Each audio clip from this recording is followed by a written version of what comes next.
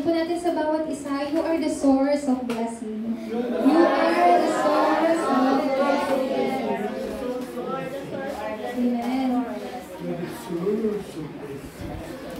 Nakaano na po? Naka-record po. Ayan po. Actually, yung message po natin today, medyo, ang dami ko pong iniisip po, how can I relay this message po sa inyo? And there's a lot of thoughts that were coming to me po, but one thing na nagkaroon po ako ng conclusion is that this is the gospel. Why do I have to think about it, di po ba? Since this is the gospel po, at ito yung bagay na kailangan nyo pong tanggapin. So, as you can see po, this is the first time na hindi po ako advance naglagay po ng message sa whiteboard. Kasi po, hindi ko po alam kung paano po ako magsisimula. That's why po, habang magbibigay po ako ng message, magsusulat pa rin po ako sa Bible. So, you can also record yung message po natin today sa inyo pong mga naman. So, from our today's message po, as you can see the title of our message, The Start of the Eternal Answer po. But before we begin, let me tell you po, in your pamphlet po, I made a summary of our message today po. So, I tried to do a transcript, pero if I include everything po, it's too many and too long. So, I just summarize po yung pulpit message natin today. So, as you go back home, please get your pamphlet po, and you can read every day yung pulpit message po natin. Okay po ba? So, yung title po ng message po natin is The Start of the Eternal Answer. From the word Acts 17:1 hanggang 4 po. So, saan po ba nagsisimula yung eternal answer po natin bilang isang mga anak ng Diyos? Una sa lahat, we children of God, we must have this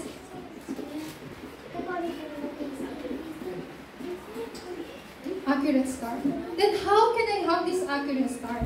What is the meaning to have a correct or proper start po natin pong mga anak ng Diyos? And what must be the accurate start of God's children po? Because we are God's children, our accurate start should be in the triune God. This triune God is always within you po. When you become a child of God, when you became a child of God po, this triune God, ang Diyos, si Kristo at ang banal na Espiritu po ay lagi niyo po kasama. At ito po yung covenant na ibinigay po ng Diyos sa kanya po mga anak. Therefore, because this is the accurate start, this should be our beginning and our end po. Sino po ang beginning and end natin? Triune God.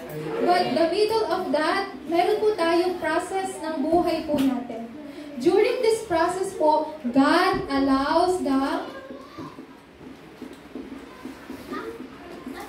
throne's power po to be experienced. You know po, the beginning of our life po, the moment we receive salvation po.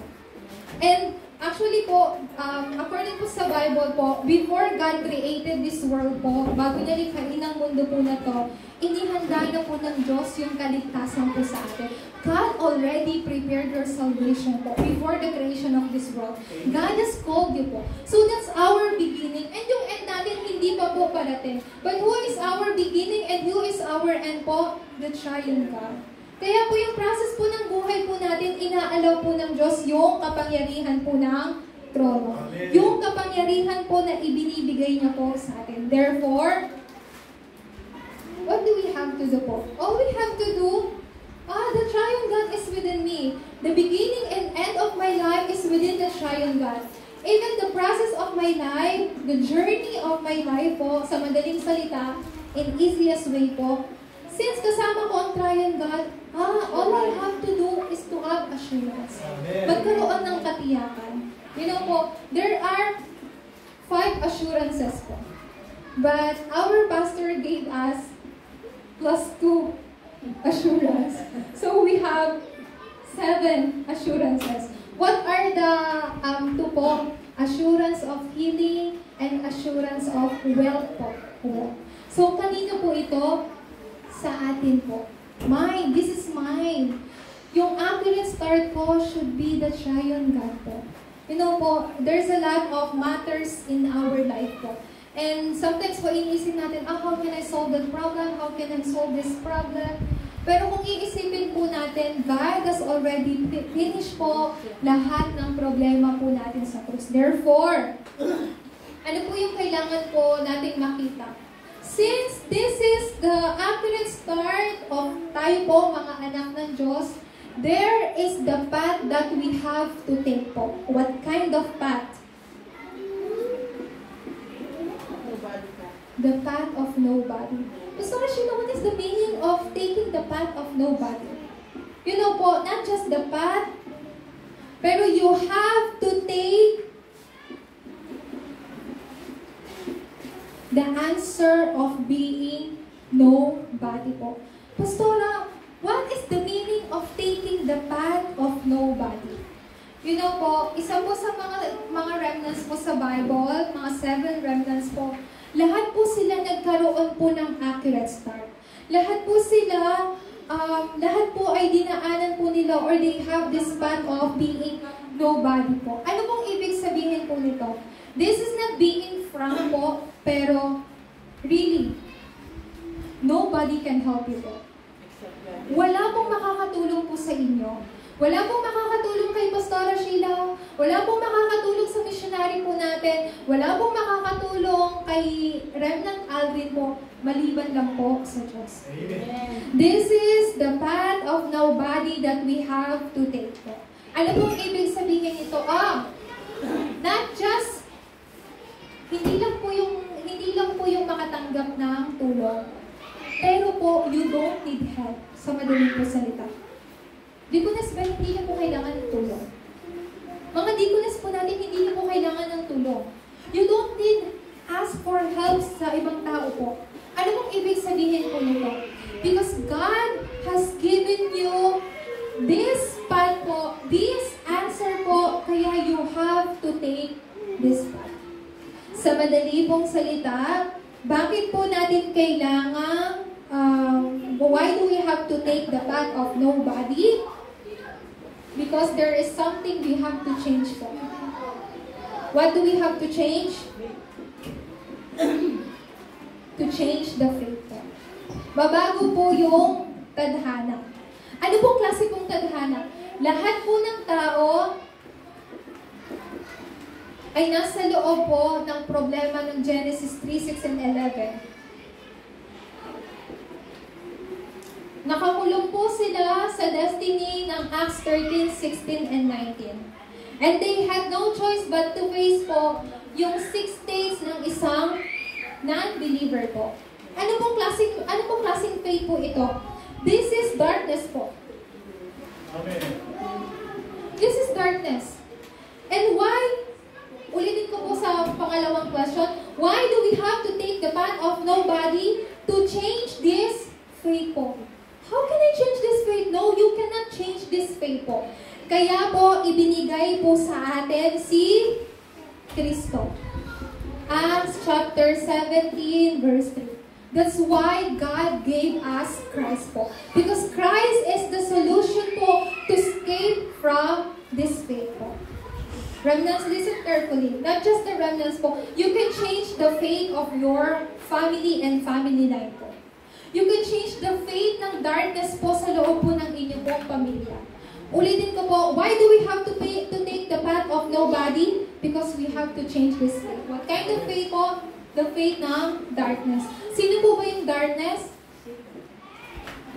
Si Satanas po. But who is the method, who is the solution to escape, to change this fate po? Si Kristo. Tanging si Kristo lamang po. And where is Jesus Christ po? He is in you.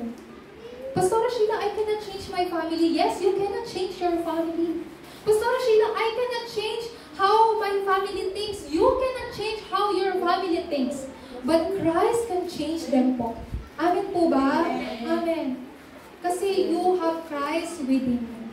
Sa children message po natin, I gave them the message of the Holy Seed po.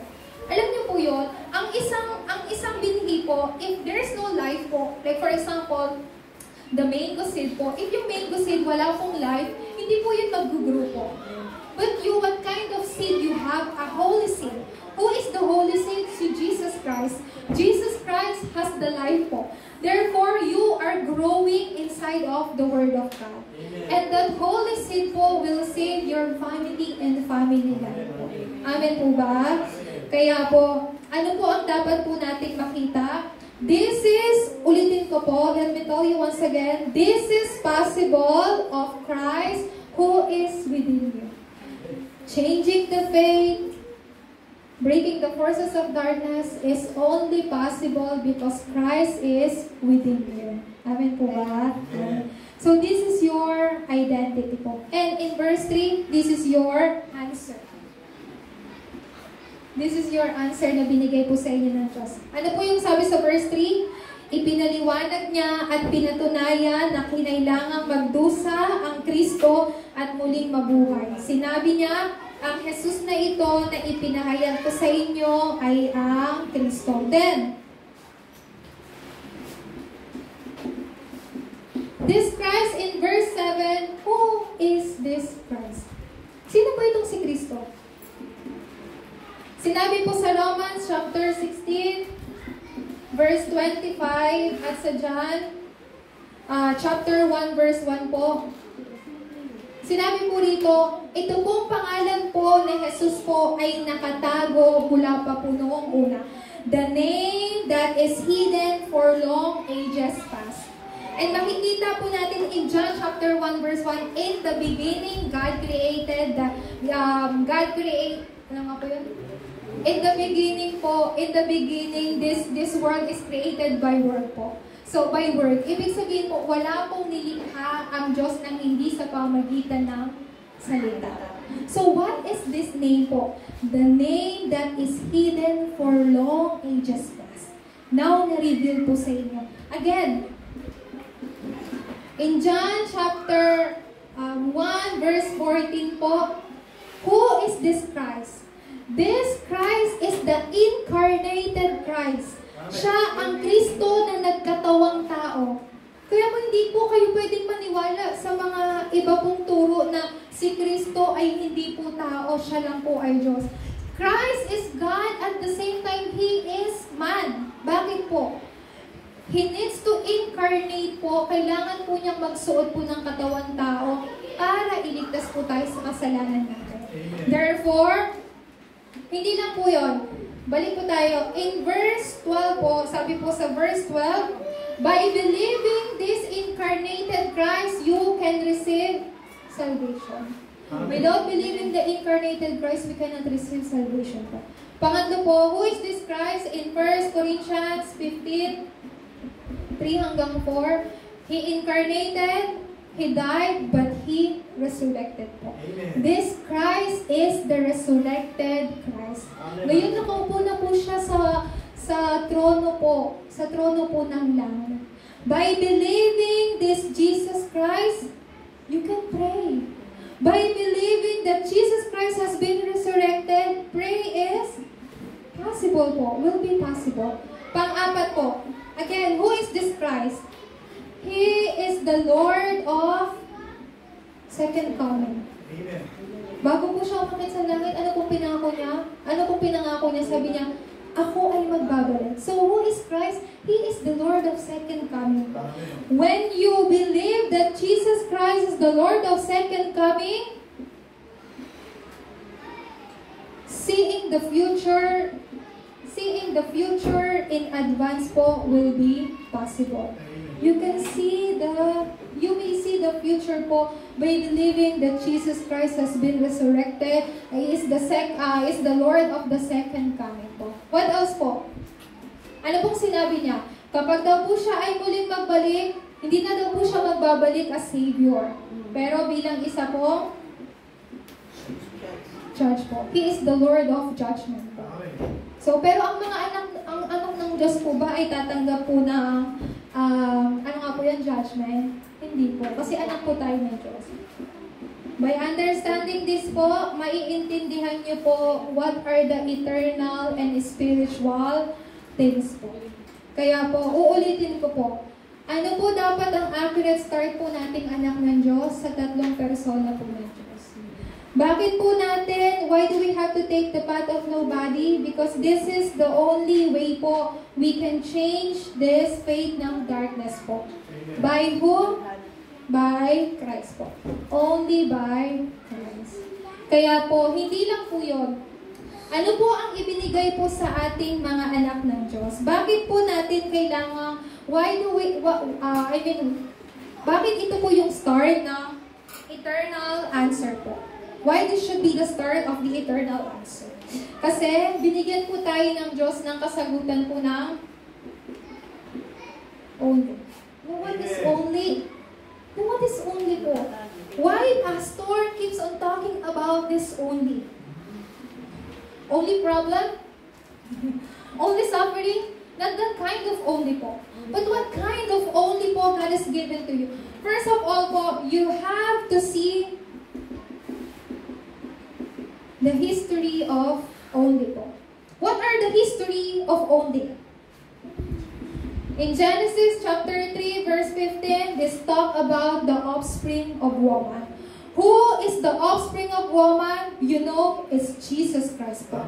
But what Jesus Christ did, sabi po sa Genesis 3:15, He will crush the head of serpent. Meaning to say po, He will destroy the authority of Satan. Amen. This offspring of woman, Jesus Christ po. So that is only po. Pangalawa, in Exodus chapter 3 verse 18 po, yung blood sacrifice po. Kapag sa oras na sila ay mag-alay ng dugo, magkakaroon sila ng kaligtasan. So, ano pong ibig sabihin po nito? The meaning of this po, yung mga Israelites po, they became slave ng Egypt. Tama po ba? So, meaning to say po, they are in this darkness po. Pero that moment, they applied the blood of the lamb on their doorposts, they received, salvation. They escaped from Egypt po. Ano po ito? This is the day of our salvation. So, meaning to say po, ito pong blood sacrifice po na to, na si Yesu Cristo po ay kasama po niyo. He ended, He finished everything po. So, Exodus, saan po? Sa darkness po. Exodus from Egypt, Exodus from darkness po. Pangatlo po, ano po yung ibinigay pa po sa atin ng Diyos? Isaiah 7:14, the virgin will conceive and give birth to a son, and you will call him Emmanuel. So during the time of captivity, ano yung ibinigay na covenant ng Diyos kay Isaiah? Ito pong Isaiah 7:14. Kasi yung mga Babylon, they were taken as captive po again. You know po, first, they became slave. Second, for 14th generation, Philistines keeps on attacking them. What else? They keep on facing sufferings because of Assyria and Aram. And then once again, they became captive of Babylon. So what is this? They keep on facing same problem. Same problem. But God gave the covenant to Isaiah po. Ano pong covenant po na yun? Isaiah 7:14. The virgin will conceive and give birth to a son, and you will call him Emmanuel. Sino po itong Emmanuel po na to? Si Kristo po. Jesus Christ po.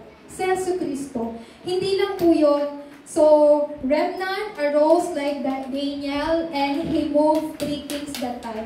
You know po, si Daniel po, God called Daniel po during the time of captivity ng Babylon. Nagpalipat-lipat po, nagbago po yung mga hari, but Daniel's position that time, still the same. That kind of answer po will come to you. Marireceive nyo din po yung ganong same na kasagutan. So, during this time of captivity, word arose po. Ano po yan? Yung pagpapala po ng Emmanuel. What is the meaning of Emmanuel po once again? God is with us. Hindi lang po yun. Sabi po sa pang-apat, then again, they were taken as captive ng Babylon, but again, they did not understand the value of this gospel, so they became colonized ng Rome. But Those who understand, among who understand this message po, ay si Pablo. Ano po sinabi niya? Si Simon Peter po sabi niya, Lord, you are the Christ, the Son of the living God. God gave them this message po ng Kristo. So, ito po, si Kristo po, ito pong si Jesus, He is the prophesied Christ sa Old Testament. Ang tawag po sa kanya sa Old Testament, di po ba Messiah? At nagkaroon ng fulfillment po to sa New Testament. Siya rin po ang Kristo. Ito pong si Kristo ang tumapos ng lahat ng ating mga problema. So, during time of colonization, Simon Peter gave the confession of Matthew 16:16. So, ganun din po kayo.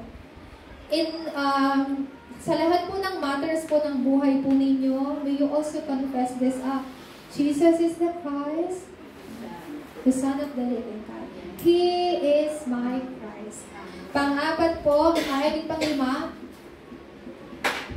sabi po sa Roma, chapter 16, verse 17, ito po yung confession po sino po yan ni Pablo. Sinabi po niya, those who believe in this gospel, they possess what po? They possess power. Therefore, are righteous will live by faith. Amen. What kind of faith po? Balik po tayo sa number 4. Si Jesus ang Kristo. That kind of faith po. What kind of faith? Sino po nagbigay ng faith po na to? God. Si God po. God is the one who gave you this faith. Therefore, who is righteous? In very simple word po, righteous are children of God. Amen. Those who receive salvation po. Where is Jesus Christ? He is in your heart. So you are a righteous one po. And a righteous should live by faith. Amen. Kaya po, these are the history of only. Do we just have to know this history? Pag sinabi po bang history, do we have just to know that? You know po, sa mga students po, they have subject of history. And learning history is fun. When I was in high school po, when I was a high school student, I really like the subject of history. Kasi I can know the history of my country, the world history, and especially when I became a theologian student po, I really find the church history very, very interesting and very funny po. But, do we just have to know this history po? No. Seeing this history,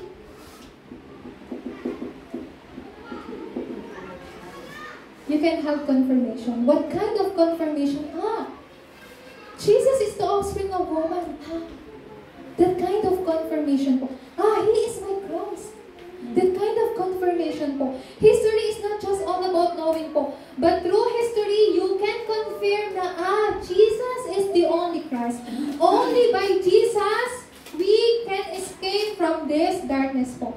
Only by Jesus Christ, I can save my family and my family line. Only by Jesus Christ, I can save myself po. Ito ba?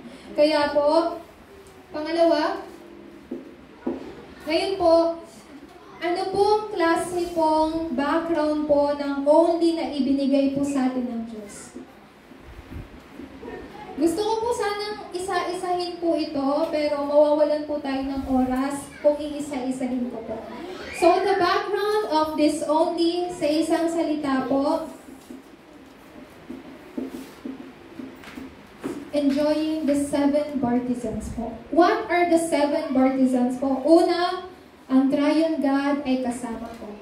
That should be the first of our prayer po. May the Triune God come upon me. That is the greatest and best prayer po you can have. Pangalawa po, ipinagkaloob sa akin ng Diyos ang kanyang trono. May I enjoy this power of the throne. Yung kapangyarihan na nagmumula sa trono. And by having that, you can save these 3 ages. What are the meaning of of Saving the Three Ages po, your past, present, and future po are already healed po sa pamagitan po ng mabuting balita. Our past, there are parts of our past po na hindi mabuti. And ano nga po yan? Because of our past po, we receive a lot of scars. Di po ba? And even our present time po or reality, what we can see po is yung mga kahinaan, yung mga problema. And there are some of, ano nga po yan, nakakaramdam po tayo ng takot because we still don't know the future holds po. Di po ba? But you know po, your past, present, and future po is already guaranteed by Jesus Christ po. Worrying about, listen carefully po, worrying about your future is not something you have to do po. Worrying about future is not our remnants should do. Even our yung mga adults po natin. Worrying about the future po, it's something that unbeliever do every day po. Pero natatakot po tayo because we don't know our future po. Tama po ba? Ano mangyayari kay Fab sa kinabukasan? Magkakaroon kaya siya ng magandang buhay? Sana makakilala siya ng isang mayamang lalaki para naman. Di ba ba? Like we have those kind of desire po. Yes. But let me tell you once again po, worrying about future is not something you have to do po. It's something unbeliever do. It's something yung mga taong hindi nakatanggap ng salvation. Your future po is guaranteed already by Jesus Christ po. Amen po ba? Amen. So, si Deacon Esbeth, you can have also worry about your granddaughter po, si Liza.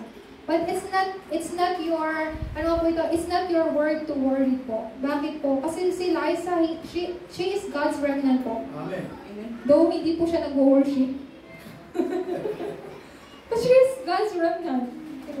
God guaranteed her future already po. So, starting from today po, why don't you pray using this 7 partisan prayer po? When you enjoy this po, when you enjoy this prayer ng 7 partisan, why don't you hold on to the word po? Tapos samahan po ninyo ng panalangin. Pangatlo po, what is the method of this only? So, bakit hindi ko na po ito inaisa-isa po yung 7 partisan? So, nasa ano niya naman po siya. Pwede niyo po siyang gamitin po everyday po para malaman po ng bawat isa. So, there are methods na binigay po ng Diyos so we can enjoy this method ng only po. Sa isang salita,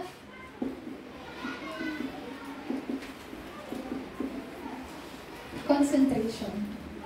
You know po, very weak po tayo when it comes to concentration. Even Pastora Sheila po, I am also weak when it comes to concentration. Like for example, when I am just praying, Lord, I have to concentrate even just 5 minutes po. But I heard, Pastora Sheila, oh please. Like that po. You can hear, marami po, kapag nagtatry po kayo mag-concentrate, like for example, Mama, what should I do? Mama, what is the food? Mama, where is my clothes? You're trying to concentrate but you cannot have. But still, this is the method we have to do po. Our method is concentration. How? By holding to the word. So there are 3 kinds of concentration po. There is limited concentration, selected concentration, and oneness concentration. Limited concentration po, it's all about the Mount Calvary, only Christ. Concentrate on Christ only. That should be our concentration. Selected concentration po, Mount Olives, God's kingdom, and His word po. Sinabi po sa Mateo chapter 6, verse 33 po, ang kingdom of God, there is righteousness, joy, and peace po. Sa loob ng kaharian ng Diyos. And what is oneness concentration po? In Mark's upper room po, when they gathered all together, They were be filled ng Holy Spirit po. They saw the work of the Holy Spirit. Meaning to say, they saw the fulfillment of the covenant po ni Jesu Cristo.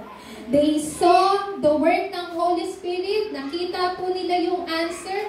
And what they also saw is, so what they had is evidence po.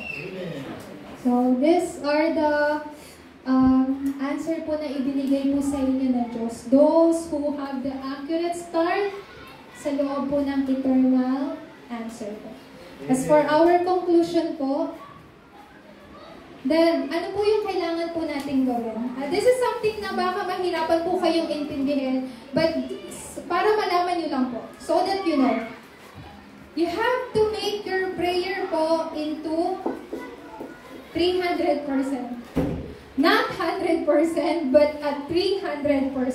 So, meaning ng 300%, pag sabi po kasi ng 100%, it's not all about your energy po. It's not all about your 100% all-in po, pero yung 300% po.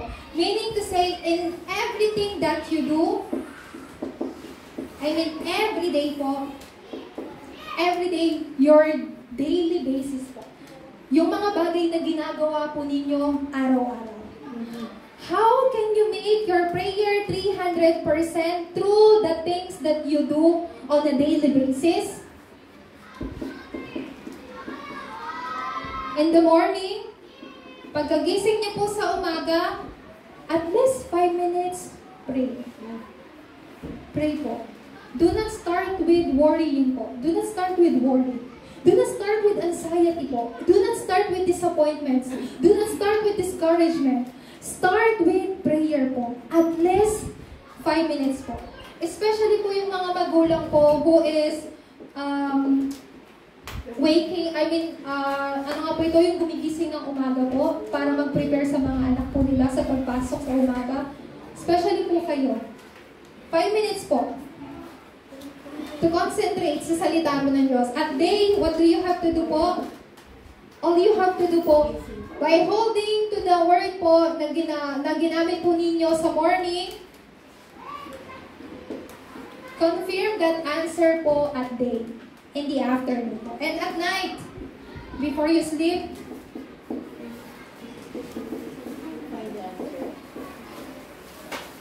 all you have to do is to find the answer po. So, make your prayer into 300% by the things you do on your daily basis po. Mga bagay na ginagawa po ninyo araw-araw. Then, when we do this po, God allows you, sa pamagitan po ninyo, na kayo yung maging platform to save others po. Sa pamagitan po ninyo, yung liwanag po ni Kristo ay magniningning.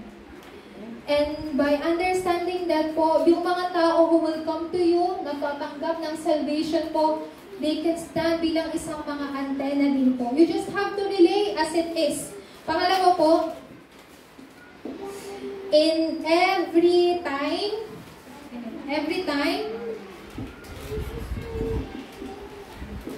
ang kailangan lang po natin gawin, again, is confirmation po.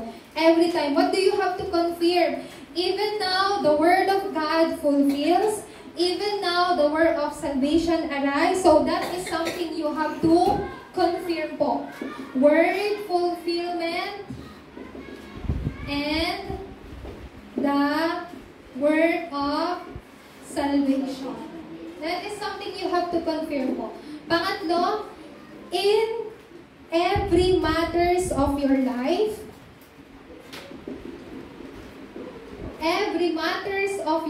po, make 300% preparation po. You know po, just like Joseph. Si Joseph po, he did not went to Egypt as a slave. He went there as a governor. Pastor Sheila, di po ba yung kwento nyo, pinadala siya sa Egypt alipin, ba't ngayon governor lang? Why po? Kasi he made this, yung every matter ng buhay niya, 300%. So, ibig sabihin po nun, Joseph did not went to Egypt as slave, but rather a governor.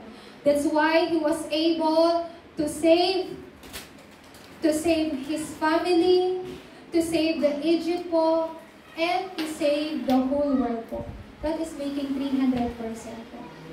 So I really pray po na in every day, in every time, in every matters po, you can make your prayer 300% po. Amen po ba? Amen. And by holding to the accurate gospel po, you may have this accurate start that see the eternal answer of God. Tayo po'y manalangin. Dakilang Diyos na makapangyarihan sa lahat, kami po ay nagpapasalamat for giving us this message po. We are praying that throughout this week, we may be able to come